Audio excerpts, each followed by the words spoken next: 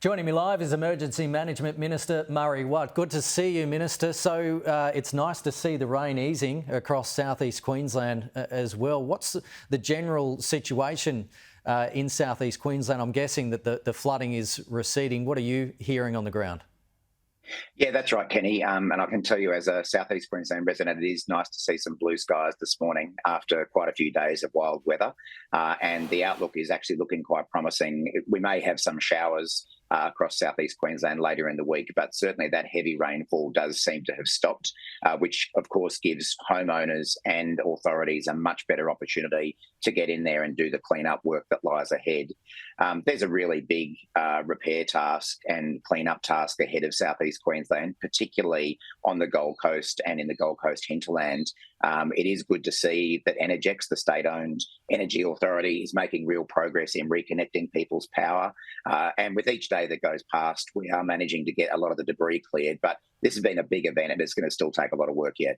Yeah, it's been a terrible Christmas New Year's period for people on the Gold Coast. Now, about 50 ADF troops will be sent in to help clear debris in parts of southeast Queensland impacted by these wild storms and the intense rain after requests from the state government were approved.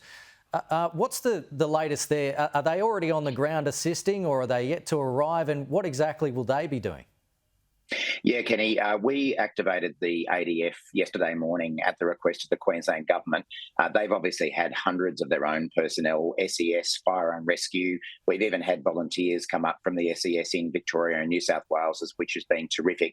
But with the storms coming in, with the flooding rains coming in on top of the storms, the Queensland Government decided that they did need extra assistance beyond their own resources, and that's why they put in that request to the ADF. We expect them to be on the ground tomorrow at the latest, possibly even today.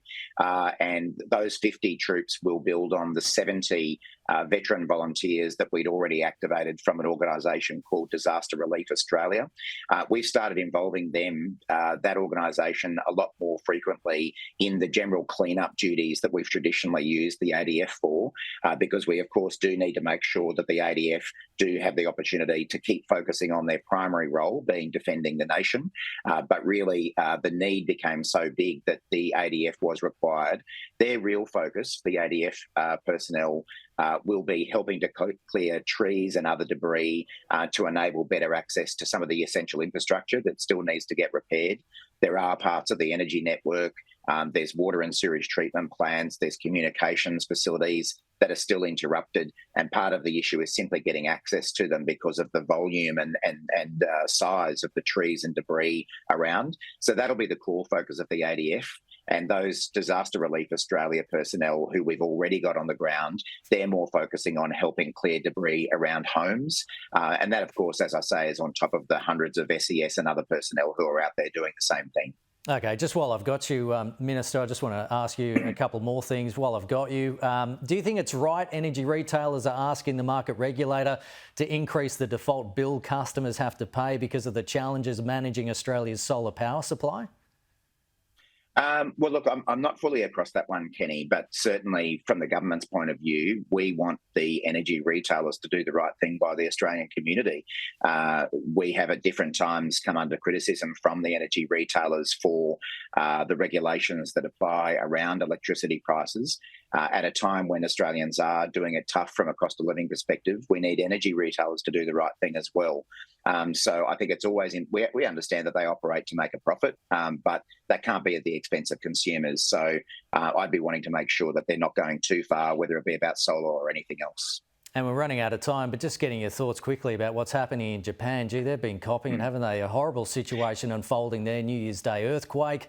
30 people or 55 people confirmed dead now, and there's a desperate race against time to find trapped survivors in the rubble. And then you've got these planes colliding at a major Tokyo airport as well.